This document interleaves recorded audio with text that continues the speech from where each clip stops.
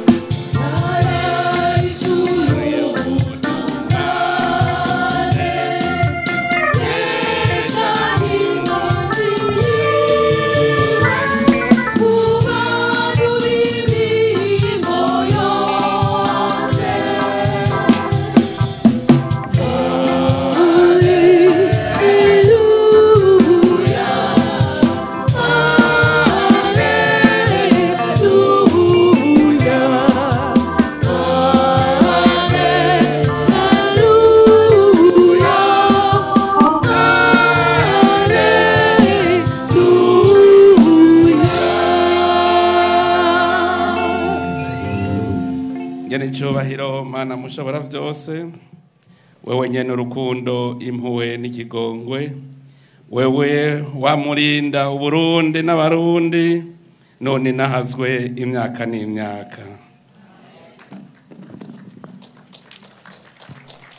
Mufate ivyicaro. Mwanya kubahwa mwese mukoraniye ngaha, duhereye ku ndongozi nkuru z'igihugu, abaserukira abene gihugu, duhereye kuri banyeniteka, umukuru w'inama nshingamateka n'umutambukanyi wiwe, umukuru w'inama nkenguzamateka n'umutambukanyi wiwe, namwe mwese bashinga amateka, mwebwe bubahwa muserukira urwego nshingwabikorwa rw'igihugu, duhereye ku cegera c'umukuru w'igihugu, namwe muserukira urwego rw'ubucamanza, mwese turabona mukuru wa sentare jeje kubariza ibwirizwa shingiro n'umutambukanyi wiwe, turabona n'abandi bari mu rwego rw'abacamanza, mwanyakubahwa bashikiranganji, abonye n'abari mu biro vy'umuhuza w'abarundi, mwese ndongozi muserukira abandi, mwebwe mwaje muserukira amashengero atandukanye, murongoye amashengero, namwe murongoye amashirahamwe atandukanye yaba ya politike canke y'iterambere ry'abene gihugu, mwese bene gihugu bo ngaha mu ntara nziza ya Mwaro na cane cane muri komine Nyabihanga, mwese ndabaramukije amahoro y'Imana. Tugire Kristo Yesu ashimwe. Assalamu alaikum. Ngo uze wibuke umukama Imana yawe, kuko ari waguha ubukomezi bwo gushikira ayo matungo. Anyakubahwa mwese, none nahazwe dawe muremyi w'ijuru n'isi, we waturemeye Uburundi igihugu c'amata n'ubuki, ijisho ryawe ryama riri ku Burundi uko bukeye uko bwije, ntuhengeshanya kudukorera ivyiza naho tweho rimwe na rimwe turi babahe biyake. Dukoraniye ngaha kuko Imana yadutumiye tuzanywe no gushima, gukenguruka, dukengurukira Imana kuri ibi vyiza idahengesha kugirira Uburundi. Tuje turi kuri jambo iki civugo ciza cyane, icivugo gishaka kwereka abarundi ivyo turimwo kugira ngo ntiduze ducike intagondwa. Twagomba gutangariza abarundi yuko twatanguye urugendo rugana igihugu c'amata n'ubuki. Hariho abumvise yuko urwo rugendo twarutanguye babonye n'ingene ico gihugu tugana gisa, bobo bace bumva kumenga twarahejeje gushikayo. Iyo hagize agahaga, hagize agahaze, baca bata ubwoko nka kumwe kwa bene Isirayeli. None munsi twaje kwiga iki civugo, ni icivugo neza cerekana ko Uburundi na bene Isirayeli, abarundi nta tandukaniro rinini rihari. Noneho muravye n'ivyo bihugu bihakwa kungana. Twararavye tubusanga muri Isirayeli arico gihugu ca Kanahani, dusanga igihugu cabo gifise ibirometero kwadrato 26,000 birenga ko dukeyi. Uburundi 27,000 birenga ko dukeyi. Abantu utwo turenga ko mu Burundi n'abantu niko barenga ko nyene. Muri Isirayeli hari 9,000,000, natwe hari 12,000,000. Murumva yuko ari ibihugu bingana. Nico gituma twatoye yuko twiga uru rugendo rwa bene Isirayeli kugira ngo natwe tubonereho akaryo ko kubona ingene dukwiye kwifata muri ibi bihe turimo. Abarundi twarasenze turumvigwa, kanatsinda ubu twitwaza ijambo ry'Imana. Twarabonye yuko igisabisho twavuze Imana yacakiriye muri urwo rugendo rurimwo bwo gushika ku gihugu cy'u Burundi, igihugu c'amata n'ubuki. Byari vyanditswe ngo nimwumvira vy'ukuri amategeko yanje ndabategetse uyu munsi, mugakunda Umukama Imana yanyu no kumukorera n'umutima wanyu wose n'umushaha wanyu wose, nzobaha imvura mu gihugu canyu mu gihe cayo, imvura y'agatasi n'imvura y'urushana. Uzokwimbura ingano zawe, umuvinyi wawe mushasha wawe n'amavuta mashasha yawe. Nzomeza mu murima ubwatsi bw'ibitungwa vyawe, kandi nawe uzofungura uhage. Ivyo vyanditse mu gitabo c'amategeko, ari byo gusubira mu vyagezwe kigabane ca 11 kuva ku murongo wa 11 gushika ku 13. Muravye neza ubu butumwa abarundi twahawe, twemeye Imana, mwarabonye ubudasa aho buri. Abanyakirundo nibo babivuga, bo imvura yakunda gutara. Umunsi twaja gusengerayo tuninahaza Imana, yaruguruye ijuru, none ubu Kirundo yasubiye kuba ikigega cy'u Burundi. Ibi rero ngira ngo mu Burundi si ivyo turindiriye, ni ivyo dufise kandi dutegerezwa gushimira Imana. Uko bukeye uko bwije, Umukama yama atwereka ko turi mu rugendo rugana kurya ivyamwa vy'iki gihugu cacu c'amata n'ubuki yatugeneye kuva kuri basogokuruza. Muri uyu mwaka Umukama yaradufashije, turabona ishusho y'ubwo Burundi turondera kandi dushashaye. Aratwereka n'ivyo tutahora tubona ko dufise nk'umutahe udushikana kuri iryo hangiro ry'Imana y'u Burundi. Iyo shusho rero y'u Burundi bwifashe turashobora kuyishikira kare mu gihe twohindura ingendo tukaja ku kivi kurusha. Nanone ntitwari bwugurura amaso ngo tubone ku Burundi butunze kurusha amahanga atari make. Ariko umunsi umukama yatwibira akabanga, aho abahanuzi batumenyesha bati ntako umukama Imana yawe kwinjije mu gihugu cyiza, igihugu cy'imigezi, amasoko n'amariba y'amazi yiburuka mu mibande no mu misozi, igihugu cy'ingano n'amasaka, imizabibu, amafigiye, indimu n'imicungwe, igihugu cy'amavuta y'amahoriva n'ubuki, igihugu uzofunguramwo ivyo kurya atawubikugerera, aho atana kimwe uzobura, igihugu kirimo amabuye y'ubutare n'imisozi uzokwimbamwo umujumbu, uzofungura uhage uhezagire umukama Imana yawe kubera igihugu cyiza yaguhaye. Haleluya, haleluya. Imana yaraduhaye igihugu cyiza nk'uko tuvyumvise. Nta kintu na kimwe Imana yari yemereye bene Isirayeli mu ntara ya Kanahani itaduhaye ngaha mu Burundi. Igihugu kirimo amazi, igihugu cyamamwo ivyamwa by'ubwoko bwose. Imana yaraduhaye igihugu cyiza, koko nituyininahaze mu kuyiririmbira. Hariho ururirimbo shima cyane ngo nimuninahaze Imana, muninahaze izina ry'Imana. Haleluya, nimuninahaze Imana. Mumfashe tuhaceko.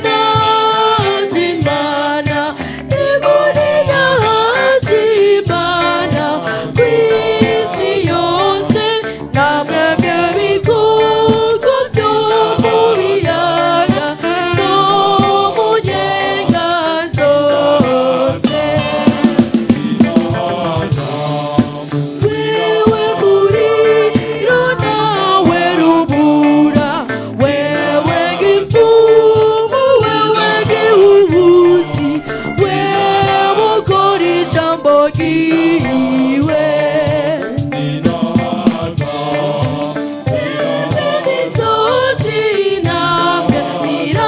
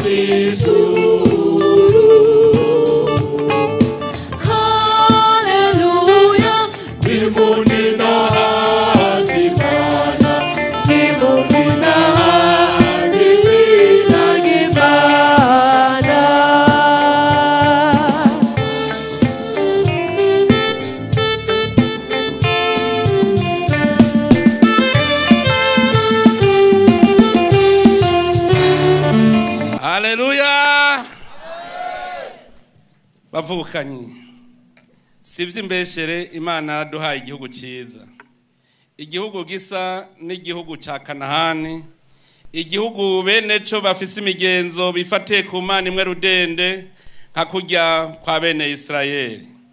Ariko rero uravye nyifato abarundi twagize kuva igihe umukoroni yiganzira Burundi, twigenjeje nk'intungwa zitagira kirazira. Nico catumye Imana iduha umugongo, twese turibagira n'ivyiza tugendana. Nondeho mbere twaratevye turifata nk'uko umenga Imana ntaco yaduhaye, ndetse turabihererekanya no mu vyigwa vyo mu mashure ko igihugu cy'u Burundi ari gikene, gifise ubworo nyakuja kuko atatunga na rimwe dufise. Natwe twaciye twitwara nk'abihebuye, ubwenge bwacu bwose tubugaburira agatima ko gusega yandi makungu. N'ubu mbere hari habo ako gatima ariko kacizizi imishaha yabo, bumva ko batobaho badafashijwe n'ibindi bihugu. Abo bibagira yuko iyahaye bariya bateye imbere ariyo nyene iduha natwe mu gihe twemeye kwiyegurira. Imana ntigira nkunzi, iduha twese bidukwiye, mugabo turashobora kubikena vyuzuye impange kubera ubube gito bwacu. Bavukanyi, nitureme kuva Imana tuyihaye ikibanza ca mbere mu Burundi, tukivugira tuti abarundi twese tuzirikanye ivyo dutegerejwe imbere y'Imana. Imana yaratwuguruye amaso, turabona ivyo twahora tubwirwa ntitubibone kandi biraho. Twari twarabariwe ko imbere y'umuzo w'abakoroni abarundi barima bakimbura, ibigega vyabo bikabogaboga. Twarumva ko borora ibitungwa bikarondoka, twarumva kandi ko bahingura ubutare bukavamwo ibikoresho bakoresha mu bikorwa vya misi yose, no guhingura mbere ivyo bakeneye. Ivyo dukenera vya misi yose mu buzima bwacu baravyikorera gushika no ku mpuzu yo kwambara. Kuva intwaro za gikoroni zishitse niho vyose vyaciye bizimangana, umucuzi ntiyabagicura, ukurima mu kibiri biribagirwa, ivyo dukeneye vyose dusigara tubironka tubiguze mu mahanga, gushika n'ubu turacahanze amaso amakungu. Aho tuboneye ko ataca umuntu yishoboza kuronka atagihawe n'Imana, yo nyene niyo yatwuguruye amaso. Twibuke ko hari ubutumwa Imana yari yaratanze ku Burundi mu mwaka w'1998, ibuha abariko barasenga basabira Burundi amahoro. Muri ico gihe Imana yabamenyesheje ko Uburundi buzoronka amahoro ari uko burongowe n'umukuru w'igihugu yemera Imana kandi akayiyegurira.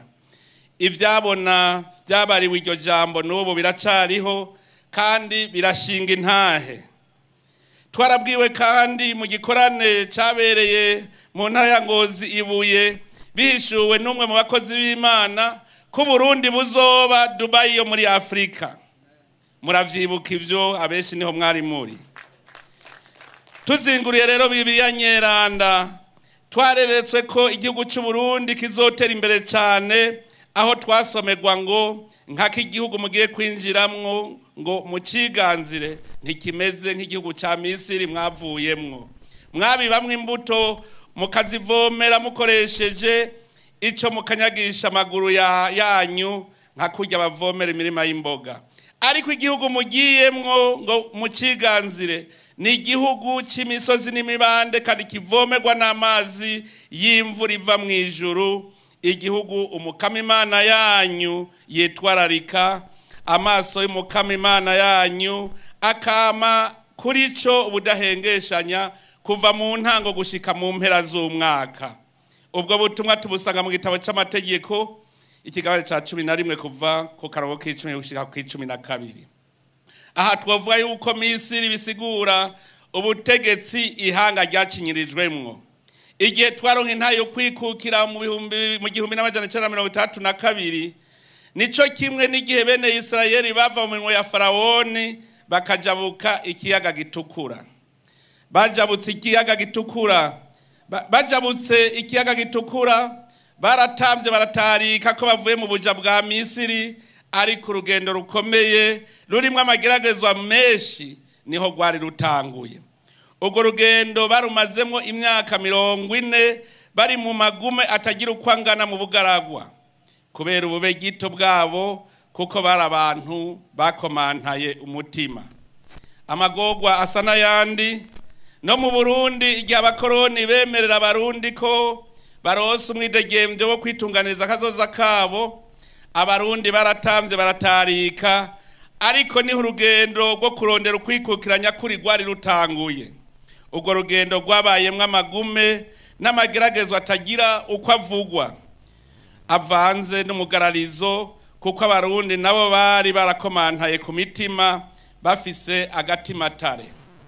Abantu barishwe na bene wabo, igihugu kiba igihugu cimva mu ntara zose, na bene Isirayeli vyarabaye uko nyene. Dusomye mu ijambo ry'Imana mu gitabo c'Ihunguka ikigabane ca 32 tubona ko n'abanyisirayeli bagararije bihingurira iyindi mana. Hanyuma ngo Musa abona ko abantu bari mu nabi ku buryo ataco bari bakimaze n'imbere y'abasi babo, niho Musa yatuma ko abakunzi b'umukama ababwira ati, umukama Imana ya Isirayeli avuze ati, umwe wese nahagatira inkota yiwe, mugende muhetura icumbi, muva ku rugi muja ku rundi, umwe wese yice mwene wabo, umugenzi wiwe, inshuti yiwe. Burya mworaba ivyo wa mugwi wo kumenya ukuri no kurekuranira watohoje, no mu Burundi muzosanga bicanyi nabo bava ku rugi baja ku rundi, kandi bica abavukanyi babo. Erega bene Isirayeli bicanye ari abavukanyi, nka kurya mu Burundi abarundi bicanye ari bamwe. Umuhari CNDD-FDD ari w'abanywanyi babo batanguye guhishurirwa ko Uburundi butazoronka amahoro bene bwo batishikanye ku Mana, waravyemeye mu mategeko yawo ntunganyamuhari wo mu 2001. Hanyuma Imana ikiracana amasezerano no guhagarika ingwano acaremezwa hagati y'ubutegetsi bw'u Burundi n'uwo muhari mu 2002. Muravye neza muza gusanga ari nyuma y'imyaka 40 Uburundi buvuye mu vyara vy'igikoroni. Amasezerano y'amahoro acaremezwa ubutagisubira inyuma mu 2003, ari nayo bose baciye bogera ko kugira ngo Uburundi buronke amahoro burundu. Bavukanyi, tumenye kandi tuzirikane, urugendo rwo gushika mu gihugu c'amata n'ubuki si barabara riranguruye, n'inzira irimwo amahwa n'imitego myinshi bishobora kudutsitaza benshi. Nico gituma tutari kumwe n'Imana ataco twokwishoboza ngo tuhashike. Ivyashikiye bene Isirayeli mu rugendo nivyo vyadushikiye mbere, nivyo duhura n'uno munsi, kuko tutarashika neza mu Burundi twipfuza. Nivyo turi mu gihugu c'amata n'ubuki, ariko ubwo buki nayo mata turacariko turabihingura. Igikuru no kumenya ko mu Burundi hamera kandi hakarondoka. Bavukanyi Barundi, aho iwacu biroroshe kwemera Imana, ari nayo twemeye kuva kuri basokuruza, kuko dufise imbere yacu ibimenyetso vyinshi bisa n'ivy'Imana yeretse bene Isirayeli imbona nkubone. Igihe Imana yereka bene Isirayeli ingene igihugu bagiyemwo kimeze, ntaho bitaniye n'imbona kazoza ku Burundi yo mu 2040 2060. Imana yadufashije kubona uwo mwaka, naho vyari vyiza ku buryo vyari kubatera ingoga zo gushika n'ingoga, ahubwo habaye kandi agatima kabiganzira ko kugarariza abariko bararongora urwo rugendo rwo gushika i Kanahani. bene Isirayeli baragararije Musa inshuro nyinshi gushika naho Imana ibafatira ingingo yuko batazohahonyora. Kukabankako bavuye gutata ico gihugu baragize ubwoba bidodombera Musa na Aroni bababwira bati ngwese iyo dufuma dupfira mu gihugu ca Misiri canke tugapfuma dupfira muri ubugaragwa. Mbere uwo mugararizo watumye bahiga kwica Musa bamuteye amabuye babwirana bati ingo twitorere uwuturongora adusubize mu Misiri. Ariko Yozuwe na Kalebu bari mu bari bagiye gutata ico gihugu bararemesheje ishengero babwira umuryango wose wa bene Isirayeli bati igihugu twagenzuye tukagitata ni ciza cyane kirahebuje. Umukama ni aturabagiza azotwinjiza muri ico gihugu akitugabire, ni igihugu gitembamwo amata n'ubuki. Ntimugararize rero umukama kandi ntimutinya abantu muri ico gihugu, tuzobagira umutamira umwe icabakingira carabahevye nayo umukama akaba ari kumwe natwe. Ntimubatinye rero. Murumva yuko iyi ndemesho ya Kalebu na Yosuwa atayitaniye na ya ndemesho umukozi w'Imana ahejeje kutubwira. Nta muntu yobona akantu gatoyi ngo hakarahaze ngo acatangura guta ubwoko. Hariho ibiriko biradushikira ubu tubona mbere hari abarundi batanguye kuvuga ngo ubu nta vyizigiro tugifise, nta kwihangana umenga bopfuma bita. Bariho abo bamenye ko ari shetani iri kwirabakoresha, abagerageza nayo nyene. Ubu rero niho umuntu w'umutima azi ko ari kumwe n'Imana abonekera. Babandi b'Abanyisirayeli bahejeje guhigira Musa, niho ubuninahaza bw'umukama bwababonekera mw'ihema ry'ibonaniro. Hanyuma umukama abwira Musa ati aba bantu bazonkengera gushika ryari? Mwebwe mutemera mubonye akantu gatoyi gashitse mugatangura guta ubwoko, muzokengera Imana gushika ryari? Bazokwanka kunyemera gushika ryari n'ibimenyetso bihambaye vyose nakoreye muri bo? Mbega Barundi muzokwemera Imana ryari kandi mwarabonye amabi twavuyemwo Imana yadukuyemwo? Imana niho yacifata ingingo iti ngiye kubicisha karanga kandi ndabakokore. Hanyuma Musa nawe imubwira iti nawe nzokugira igihugu kinini kandi gikomeye kubarusha. Burya kwihebura bitera umuvumo. Nico gituma Abarundi bayamaze bati nta utanga Imana kwihebura. Naho byagendeye uko bene Isirayeli, Musa ntiyahengeshanije kubasabira ikigongwe ku Mana, aho yabwira umukama ati ubu rero ndagusavye ububasha bwawe muhanyi wanje nibwiserure uko bungana nk'uko wabishikirije, aho wavuga uti umukama ntakazishavu yuzuye ubuntu ntangere, yihanganira icaha c'umugararizo ariko ntareka guhana icaha, ahora abana icaha cabase gushika ku ruvyaro rwa gatatu no kugwa kane. None ndagusavye urekurire aba bantu icaha cabo kubera ubuntu bwawe ntangere, nkuko wihanganira aba bantu kuva Misiri, nkuko wihanganira aba bantu kuva Misiri gushika n'ubu. Natwebwe ntiduhengeshanya gusaba ikigongwe, naho hariho abamaze gucika inkokora tuvuga tuti Mana bababarire ntibarakubona neza. Izi mpanuro twizeye yuko Abarundi muzumva. Mugabo naho Musa yaguma basabira, bobo ntibahengeshanije kwidodombera umukama no kugarariza. Niho mbere umukama yahamagara Musa na Aroni abashikiriza ijambo ati nivy'ukuri ko ndi muzima, nta kizombuza kubagirira ibihuye n'ivyo mwivugiye ndabumva. Imivyimba yanyu izogwa muri ubu bugaragwa, mwebwe mwese mwaharuwe, mwese kuva ku bafise imyaka 20 n'abayirenza, mwebwe mwese mwanyidogeye na cyane nyene ntimuzokwinjira mu gihugu nari naremeye kuzobaha ngo mukibemwo shizeko n'indahiro kiretse Kalebu mwene Yefune na Yozuwe mwene Nuni. Ivyo tubisoma mu gitabo cyo guharura ikigabane ca 14 ku karongo ka 30. Naho Imana idahengeshanya kubihaniza kubera umutima w'umugararizo wari ubuzuye bakaba abantu b'intagondwa bahavuye bategura umugararizo ukomeye barongowe n'uwitwa Korahi, Datani na Abiramu. Muravye mu kigabane ca 16 mu gitabo cyo guharura niho mubona uwo mugararizo. Abo ngo barabakuru w'umuryango batowe n'ikoraniro abantu rurangiranwa.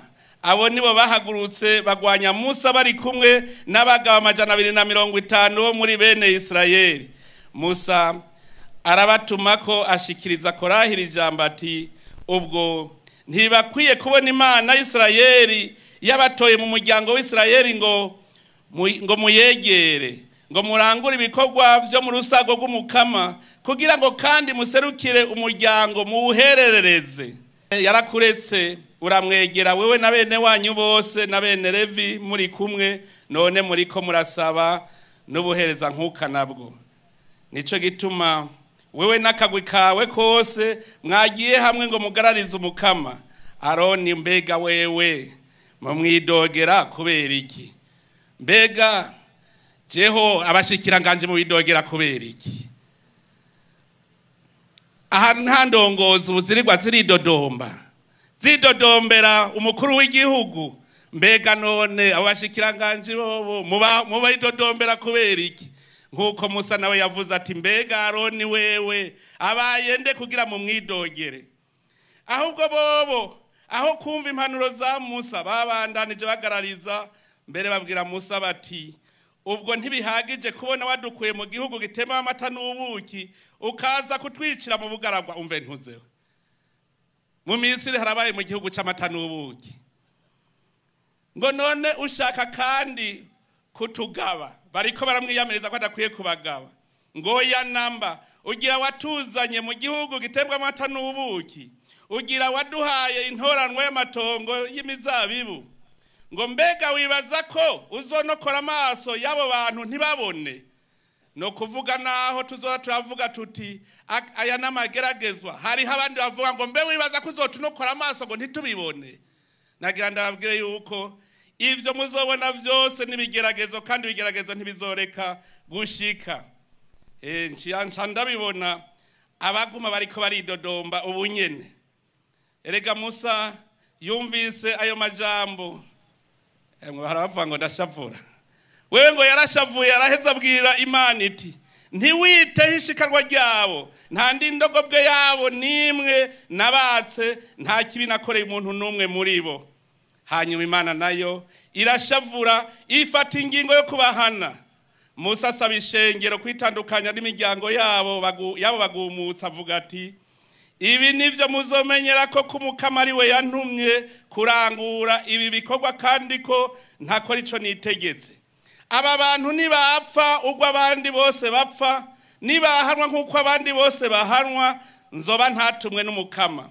Ariko umukama niyarema igitangaza gishasha, isi kasama ikabamirana n'ivyabo vyose, bagahambya ari bazima abari kuzimu, muzoca mumenya ko abo bantu bakengereye umukama. Yaba yagiheza kuvuga ayo majambo yose, isi iriyasa mu birenge vyabo, isi irasama irabamira n'imiryango yabo hamwe n'abantu bose bari bashigikiye Korahi n'amatungo yabo yose. Bamanuka ikuzimu bakiri bazima bo n'ivyabo vyose, isi kirabamira bazimangana batyo bava mu ishengero. Si jewe no hahera, nimusome mu gitabo cyo guharura 16 31-35. Murumva umugararizo icarico. Murumva umugararizo icarico. Abantu batevye bavuga muri ca gihugu bari baraririye yuko ari igihugu c'amata n'ubuki bahiga kwisubirirayo. Bavukanye kudashima n'icago mu bindi. Turumva cyane turasoma bavuga ko ubu bukene mu gihugu cyacu turumva yuko hari abavuga ko ubu bakenye mu gihugu cyacu. Umuntu rero abumvise avuga ko bakenye atangwa kwibaza ati ejo hahese buba bari batunze none baherewe bigenze gute? Murabambariza bavuga yuko uno munsi bakenye, batwiganira ingene bari batunze mu minsi iheze, hanyuma batubwire ingene baherewe duheze tubafashe gusubira mu matungo yabo. Mbere rimwe na rimwe usigaye umengo no kwitoraguza ngo baronke imvo zo kugarariza. Hari abavuga ngo barabuza amahera mva makungu, mbega ejo haheze ayo bari bafise bayakura hehe? Hari uwahazibiye ngo tumusabe ahagomorore. Aho kwitodomba nagira boduciriye agace aho bayakura kugira ngo natwe tuhatorera akajisho. Hari n'abandi bavuga ngo babuze igitoro bakidogera uburongozi, mbega kare bahora bakivoma hehe? Ubwo burongozi nibwo bwazibiye iryo vomo bakivomamwo. Ico nzi nuko ntahengeshanya kwereka abarundi ahitunga tworikura kuko Imana yarituremeye. Bavukanye niturabe tubone kare dutegere. Shetani irasukana nkuko yasutse ba Datani, hanyuma wamara kugwa mu kibi ikigira ugasigara uricuza.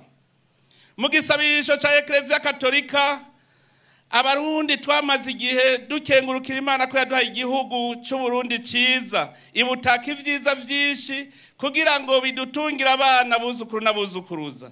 Ariko twe twarabahe biyake, turahumanya agashusho keza yaturemanye, abantu baricwa, abandi barangazwa, ingwara z'ivyaduka ziramurengera, mbere n'ibidukikije birahahonera.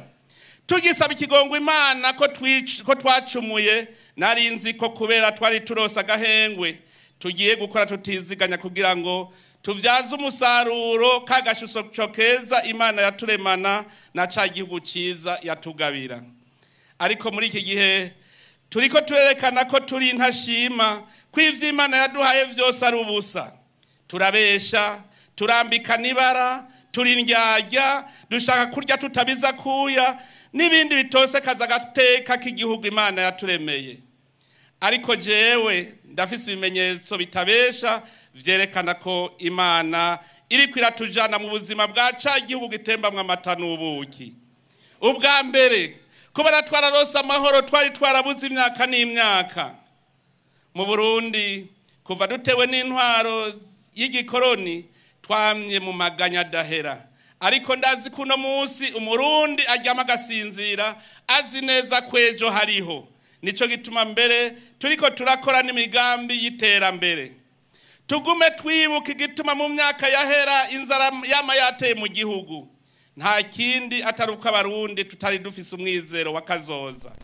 Ico gihe twavuga tuti uwabirimye siyo yabiriye ngo amaraso y'umugabo n'amuraye mu nda.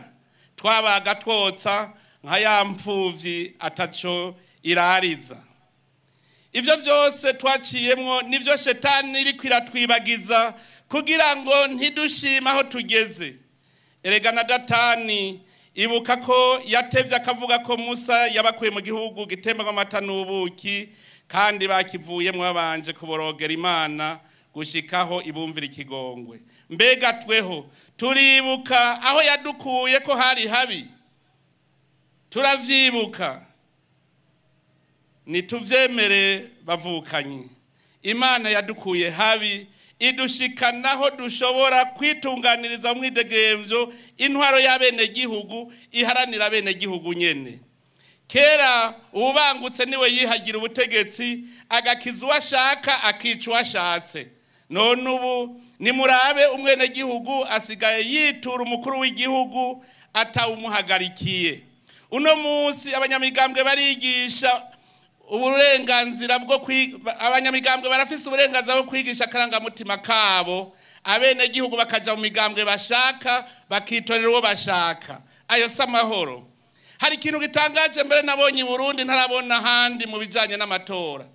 Abarundi batorera haa bagaharurira hanyene bose barorera kugira ntihagire ubesha. n'ivyabona biserukira bitoje bibona kandi bikemeza ivyo baharuye. Ariko naho biruko kubera ya shetani ntihabura bo ikoreramwo bakanka ibivuye mu matora. Igitangaje iyo babajije uti wibwe kukazu k'amatora kahe ntiyigera kavuga. Ivyo nivyo vyerekana ko ababaye umukozi wa shetani kuko niyikunda umudurumbanyo. Ni mu bitegere Imana yacu si Imana y'umudurumbanyo ariko ni Imana y'amahoro nkuko tubisoma mu gitabo c'Abanyekorinti 14 ku karongo ka 13. Umuntu wese arotarera umudurumbanyo n'umugararizo amenye ko abariko akoreshwa na shetani. Imana iri kure yiwe nta mugisha azohakura. Bavukanye ikimenyetso cya kabiri cerekana ko Burundi buri kumwe n'Imana ni ingene igihugu cyafatiwe ibihano n'isi yose ariko bukaguma buhagaze. Bakidufatira ibihano hanyuma ngo tugire aho twabivuyemwo isi iriyugara kubera ikiza COVID-19 ntitwari tuzi yuko Uburundi buzovayo. Ariko Imana araduhaye ikimenyetso gikomeye mu kutwereka ko bijya yahaye ibihugu biteye imbere natwe tubifise. Baratwugarana ariko tuguma twemye. Abarundi benshi bari bihebuye, hanyuma Imana mbere mu kuturemesha yaciye ku musuku wayo umwe basigaye bita Kadogobwe araduhishurira ko naho bashaka kuduhamba tuzoguma twikunkumura kavu dusanga imva batwimbiye ari bonyene bayifuriye. Aho hose kwari kugira ngo tubone. Abarundi turazi ko ataco dushora hanze ariko nguma ntangara mbonye ivyo dufise tugurira mu makungu. Ntanja karorero ngaha uyu mwaka wonyene kuva muri Mukakaro 2023 gushira igenekerezo rya 15 ruheshi Abarundi bari bamaze gusumira hanze ibintu by'agaciro c'amadolari umuriyaridi ni miliyoni 145 n'ibihumbi amajana 732 n'amajana 965. Uwo mwaka wonyene mu mezi 6 Abarundi baguze imiduga ibihumbi 2,739, amapikipiki ibihumbi 5,575, amamoteri yo kwatsa amatara amajana 9, amamoteri yo kuduza amazi ibihumbi 10,287. Mbega ayo mahera mva makungu yabiguze yavuye hehe? Turaraba neza ko tutameze nka wa mwana akora mu nkono muvyeyi hagera kwarura akigira uwejo agatonda gufungura mu bandi. Mufatiye kuri ivyo ni muce muraba iminwa inywi gitoro yavutse ingene ingana. Duce turaba umwimbu w'igihugu twashoboye gushora hanze ingene ungana. Kuko kuva mu 2020 gushika ubu hamaze kugurwa imiduga ibihumbi 33,168, amapikipiki ibihumbi 40,922, amamoteri yatsa amatara ibihumbi 7,788, amamoteri aduza amazi ibihumbi 16,638. None ntitwumva ko n'igitoro cociye kigwira? Mbega kugira tugisumisha amarundi canke amarundi aragura amahera mva makungu? Ikibabaje gusumba nuko ayo mahera mva makungu agora ivyo vyose adaca mu nzira iboneka kugira ngo yandikwe mu mwimbu w'Uburundi gutyo bareke gutyoza ifaranga ry'Uburundi. Nico gituma uza wumva ngo ifaranga ryacu ngo nirikorore agaciro kuko tutarose umwimbu dushora hanze ngo turonke amahera mva makungu kandi mubona yarinjiye. Nk'ubu murabona ko hasohotse kuva muri Mukakaro umwaka uheze gushika muri uko kwezi kwa 6 murumva ko hasohotse amadolari umuriyaridi ni miliyoni 145 n'ibihumbi 732 n'amajana 965. Ariko amahera azwi yinjiye mu gihugu ntarenga imiliyoni 600. Muca mwumva ko amahera yaba miliyoni 700 acishwa mu binywabi n'abana b'u Burundi bakaba aribo batesha agateka igihugu ngo ni coro. Muri rugendo turimwo ntigoroshe, kandi aho usanga muri abo nyene bacisha mu binywabi aribo ba mbere bidodomba. Ica gatatu cerekana ko ikiganza c'Imana kiri mu ku Burundi. Imana niyo nyene yavyivugiye aho yavuga iti nzoba imvura mu gihugu cyanyu mu gihe cyayo, imvura gatasi n'imvura rushana. Ngaha murategera neza ko imvura ari Imana yirungika kugira turime twimbure. Hampande y'ayo mazi yiburuka mu mibande no mu myonga, Imana yamana ntaryo yaduhaye iyo mvura ikavomera ibiterwa vyacu tutarinze kuruha tuvomera.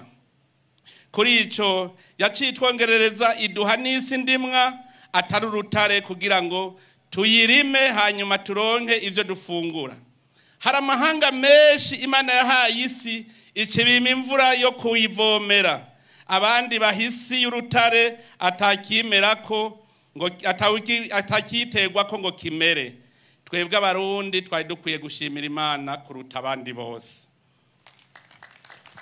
Tuyishimire iyo Mana y'urukundo, tuyishimire iyo Mana yaturemye, tuyishimire ibihe yose, tuyishimire imisi yose. Rabayira turagira ikono, rabayira turagira rabayira turagira kumumo, rabayira turagira ijoro tukavyuka imbore tuyishimire iyo Mana yacu. Rabayira turagira mu gitondo, rabayira turagira ku mutara, rabayira turagira ku mumo, rabayira turagira ijoro tukavyuka imbore tuyishimire iyo Mana yacu.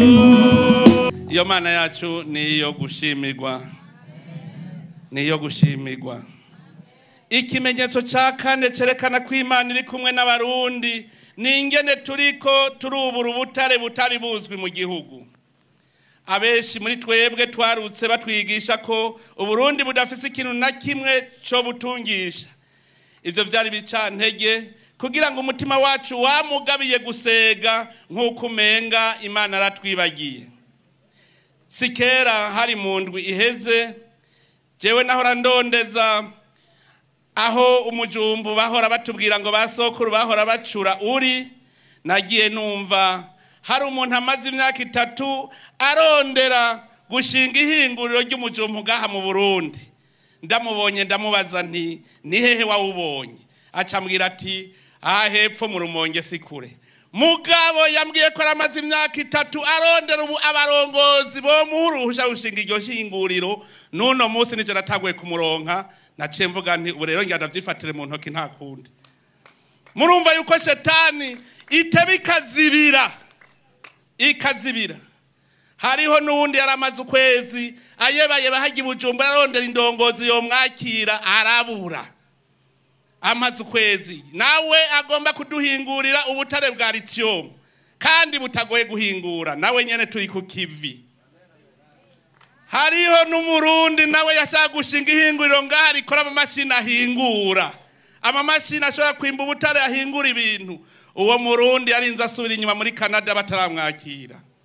Ibi vyose ni ibimenyetso vya shetani. Hariho nuwaje yerekana ubuhinga twakoresha kugira ngo ubutare bwacu tubwimbe, nawe nyene vyabaye nkuko nyene. Noneho rero ndabwira hari n'umurundi yakora amamashini muri Korea, acafata ati ngira ntahe nje guteza imbere Burundi kuko we yanyemeje ko iyi mbona kazoza ubunyere twakora ko mu mpuzu mu myaka 10 Uburundi bwa buteye imbere. Ariko yashitse mu 2011 mwarabibonye kuri televiziyo ngo ni jewe murongozi wa mbere yashoboye kubona mu maso kandi aguma arondera ingene yo kwigisha ubwo buhinga bwiwe abana b'u Burundi. Murumva yuko hariho inyatsi ngaha, shetani iri ngaha. None rero Barundi nababwire tuve hasi tuve hasi tuneshe iyo shetani ituma dushobora gucika intege hanyuma tukitandukanya n'Imana, kuko umuntu yihebura n'ingoga aba ariko aravuga ngo ubwo Imana turi kumwe. Erega abanyisirayeli byarabashikiye, Imana irashavura cyane. Mbere nagenda babwire yuko ejo icigwa intahe wanje nzobereka amagogwa ya Musa. Nzobereka amagogwa ya Musa. Musa bamugararije inshuro 35. Nimwiyumvire mu myaka 40 bahagarariza inshuro 35. Kandi Imana bayibona imbere yabo ku murango, inkingi y'igicu, mwijoro inkingi y'umuriro bayibona mugaba kagarariza. Natwe rero tumenye yuko aha shetani igendera impande yacu izira twiba. Twebwe rero natwe arageze ko twisubirako. Naho Imana iri kumwe natwe rero tugume twibukanya ko igihe nk'icyo ari cyo gusuzuma umurongo ntarengwa Imana yaciye. Icambere Imana iranka uyisumbisha ikindi kintu ico ari cyo cyose, kuko handitse ngo ntuzokurikira izindi mana, kuko umukama Imana yawe ari muri mwebwe ari Imana y'ishari. Ntimuzogerageze umukama Imana yanyu. Ibi tubisoma mu gitabo cy'amategeko ikigabane cya 6 kuva 15 gushika 16. None rero turabe ico Musa yazize kugira ntashike mu gihugu c'isezerano, kuko birakeneye muri urugendo turimwo ko n'indongozi mumenya ico indongozi ishobora kuzira kugira ntishike. Dusabe mu gitabo cyo guharura ikigabane cya 20 kuva ku karongo ka 2 gushika ku 12. Ngo ishengero ryarabuza amazi, abantu barakorana bagiriza Musa na Aroni. Amazi arakamye, abantu barahaguruka bagiriza Musa na Aroni nkuko ari we yayakamije. Ni kugira igitoro kibura, abantu bagahaguruka bakagiriza Neva. Niko bimeze. Hanyuma Musa aratakambira Imana. Hanyuma Imana iramubwira iti akira yanko nuheze ukoranye ishengero wewe na mwene wanyu Aroni, muheze mutegeke urutare babona nagwo ruce rusesa amazi yago. Musa aho gutegeka urutare nkuko yabitegetswe yabwiye ishengero ati mbega twoshobora kubakurira amazi muri uru rutare? Iryo jambo niryo ryamukwegeye. Imana ikimubwira iti kutanyemeye ngo mwemeze imbere ya bene Isirayeli ubweranda bwanje, simwe muzokwinjiza irishengero mu gihugu nari nagisezeraniye. Mwumvise Musa yaratevye ararengerwa akora ibidakogwa. Imana yamubwiye iti genda ufate yankoni hanyuma utegeke urutare ruravamwo amazi. Musa acaja kwiyemera ngo twe na Aroni ngo mubona dushobora kubakurira amazi muri uru rutare, aho kuvuga ati Imana yobakurira, muremera ko Imana ishaka kubakurira amazi muri uru rutare. Hanyuma ishetani yamwoheje ivyo icimwosha no gukubita, acakubita gwa rutare inshuro 2. Ego nivyo amazi yaraje, ariko nawe Imana acivuga iti wewe si uzokwinjiza abo bantu. Muze rero iyo muriko muravuga muze muritonda, kuko hari igihe mushobora gukoresha indongozi bidakogwa. Bene Isirayeli baridodombeye Imana kubera ibigeragezo babonye imbere yabo. Imana yarabahanishije kutazobona igihugu c'isezerano. Natwebwe tudahindutse ngo tureke kwidodombera Imana yaduhaye ivyo byose navuze kare, ari byo mutahu dushikana ku Burundi igihugu cifashe mu 2040, igihugu giteye imbere mu 2060. nta nkeka ko kurya yabigiriye bene Isirayeli ari byo mutahu dushikana ku Burundi igihugu cifashe mu 2040, igihugu giteye imbere mu 2060. nta nkeka ko kurya yabigiriye bene Isirayeli ishobora kutuhagarika tugaguma twihonyorako aho gutera intambwe, tukaguma tuzungurukaho turi nk'inzengaruzi. Ico twoshitse ko mu 2060 kikazoshikwako n'abatarashika mu bigero bobo batariyumvira nabi. Bavukanye twabonye ingaruka yo kudashima ico ushitseko no kugarariza kubera udafashe ico washaka. Muramenya ko abarundi bakera bayamaze bati inda ndende ihumira ikica kokize, nanje ntukare kuri ciza wafashe. Ubu harageze ko dukubita agatima mpembero tukabona iyo tuvuye kugira tuvi buzimu, hanyuma turabi iyo tuja Imana yaduteguriye duheze tuje ibuntu dutegure ejo heza. Nukuri jewe ndababwiye ivyo mvuze vyo tunyura neza, nta gisivya tuzoshika vuba mwisezerano Imana yadusezeraniye. Ababifitiye umunoho hariho, kuko abafitiye umunoho 2040 nibareke kugira mbere, kuko niyo atuma biyumvira nabi. Imana itangira ku gihe cyayo. Hariho abaraba ibindi bihugu bakabicambirwa, nabo nyene ntibamenye ko igihe vyose vyariko birubaka, natwe twariko turasambura. None rero turiko turicuza dushaka gushika iyo ivyo bihugu bishitse. Ibuka amahindure twari dufise ngaho i Burundi, ivyo nitwabizirikana tuzoca tunuma hanyuma dukore. Harababona ibihugu biteye imbere bakibaza ngo Imana yaraduhevye kwitatugize nkabo. Nibahumure, kuko iyo tuja twamaze kuhabona. Ushaka kumera nk'abandi hindura ingendo, ushaka kumera nk'abandi hindura ingendo. Udahindura ingendo ntuzomera nk'abajya abandi. Hari n'abandi bacibwa inkokora n'ibihugu bidusuzugura, mbere bagashaka kutuburagiza mu nzira turimo. Ivyo navyo na bene Israeli vyarabashikiye. Muribuka Amaleki ingene yagwanije bene Israeli bakiri mu rugendo. Naho vyari uko bene Israeli baranesheje Amaleki, ariko Imana nayo ica iramuha igihano yuko ico gihugu ciyo kizozimangana kw'isi. Ababatera ubwoba rero ngo abateshe umutwe ntimuzobabura mu bihugu bidukikije, ariko Imana iri ku ruhande rwacu. Erega nabo nyene Imana irabareka kugira ibakoreshe mu kutugeza kumwe yabigirira bene Israeli. Murasaba mu gitabo c'abacamanza ikigabane ca 3 kuva ku murongo wa 1 gushika ku 6. Imana yararetse abanyamahanga baguma ngo kugira ngo abaribo izo bagerageresha ngo irabe yuko bayemera, ndetse Imana yaragumijeho kugira ngo n'abana batabonye ingwano bazamenye ivyo Imana yakoze. Bavukanye mu guheraheza, reka subire ndabaremeshe. Iyo tuva hari habi cyane kurusha ubu, kandi nta nguvu z'abantu zahadukuye, ni nguvu z'Imana gusa. None rero twame turemye ibiri imbere yacu biteye ubwoba n'ibike, izobikora Imana nyene yakoze ivya mbere. Igikuru nuko tuyemera. Iki gikorane rero turimwo kibe ico gushima intambwe tugezeko, twongeza imigisha n'inkomezi ku Mana kugira dukore dutere imbere.